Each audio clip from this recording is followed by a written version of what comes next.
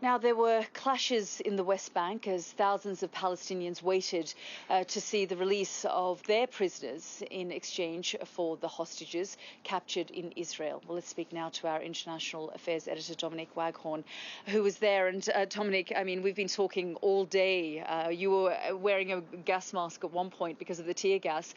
Just tell us what was going on. Well, it got pretty chaotic. It began in sort of a mood of anticipation, sort of in the sunshine. We had families coming out waving flags, waiting expectantly for the prisoners to be released. And then the Israelis moved in pretty assertively, and those same families ran away, their daughters crying, and the mood really soured. And it really soured most of all when a small group of Palestinian youths moved in waving Hamas flags, and the Israelis didn't like that, and they fired a lot of tear gas in.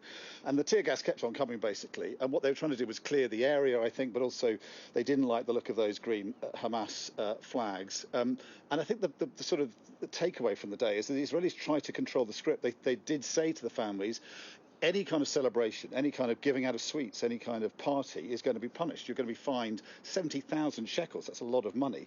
And they tried to control the script, and the prisoners being released and also the families have totally defied that. And the lasting image of this day is going to be green Hamas flags waving over this coach of prisoners being released. And of course, Hamas are going to take credit for all that. And this is my report from the day. Israel delivered its side of the bargain after a barrage of tear gas. Then the coach appeared. On board, the released Palestinian prisoners revelling in their liberation.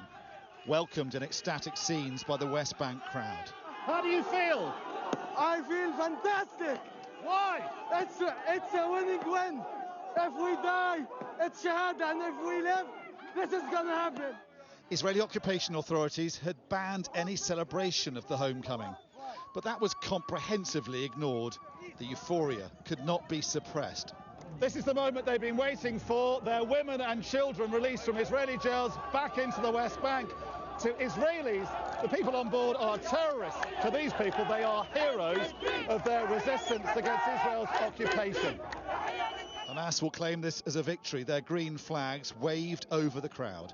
Despite Israel's best efforts, this will only make Hamas stronger on the West Bank. The prisoners defied Israeli orders not to talk to the cameras. Hanan Barghouti had been in jail for 2 months without trial and had this message for her captors. We are the owner of this land. They are the terrorists. They are the ones who took our land. They are persecuting us, and that's how they create resistance inside us. Our small children, when they grow up, they will become resistance. Even the unborn children would become Hamas, whether Israel likes it or not. There'd been a tense build-up all day. Israelis moving in to clear the area, terrifying some in the crowds. Right, get in the vehicle. As darkness fell, there were clashes between Palestinians and Israelis and a number of casualties. But this is what Palestinians will remember from this evening, scenes that may be repeated now in coming nights. Their brothers and sisters released into freedom, and Hamas taking the credit.